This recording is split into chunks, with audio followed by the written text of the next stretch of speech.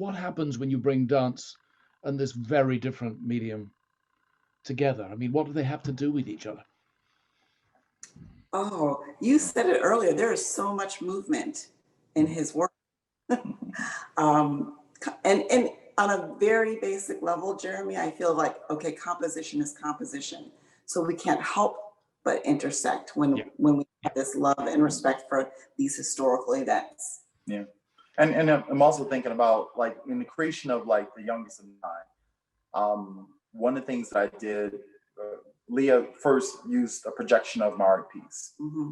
And then after I saw the projection of my art piece intersecting with the dance movement, then we had a conversation about it as creatives.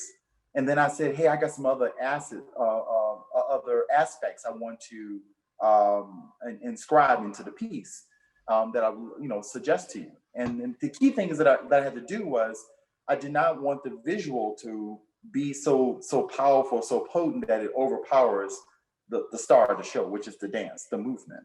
So how does the artwork amplify? How does the artwork add another texture, another layer of meaning? How does it work with the wholeness of developing a whole stage production? And so I created these 8 figures that were 2 feet wide and 12 feet tall. And the way they operated in the dance, they read as giants. And Carlotta Walls-Lanier in Leah's dance, as being a 14-year-old girl, she reads very small and almost minuscule, and she seems dwarfed by it. But what Leah does with the dance, by the end, the little girl is as big as the 12-foot giants. Her spirit. Yeah, wonderful. About the spirit, the power of one's spirit, doesn't matter how small you are. That size does not matter. Right. It's about the spirit within. Right. Yeah. And that's what she amplifies by the end of that dance, and that's what's being projected. So how do I do that visually, and how do I read about those things that are narratively that she built into that piece? And then the next thing I did is I painted her dress.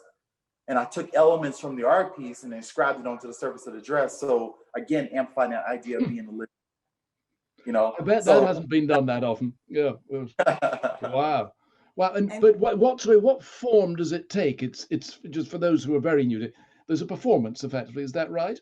And you're transporting this to different places?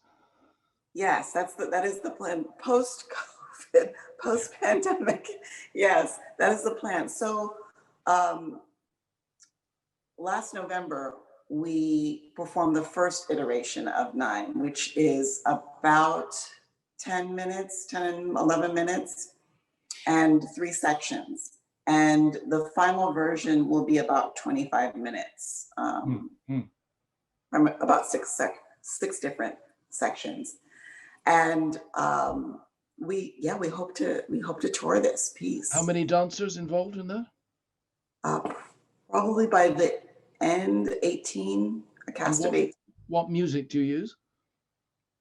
Variety, bro. Yeah, I'm using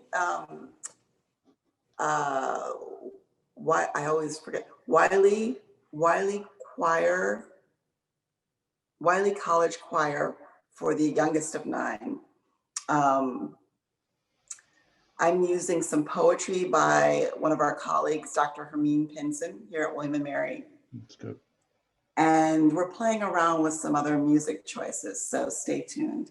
We're looking to create a documentary. I would document the making of, right, and talking about the collaborative elements of where that visual artist meets the dance artist. Okay. And then we want to take that information and be able to disseminate it, across the country to different schools and so forth. And particularly focus on the youth, and so they understand that history, and it's that whole Sankofa concept, the importance of looking into our past in order for us to move forward. Exactly. The importance for us to remember.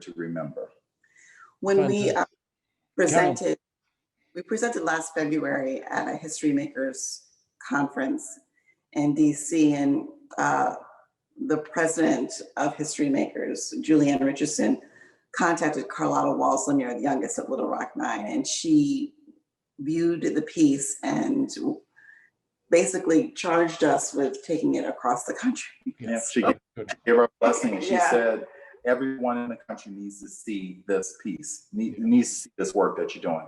And she encouraged us to keep going, keep doing it. Yeah.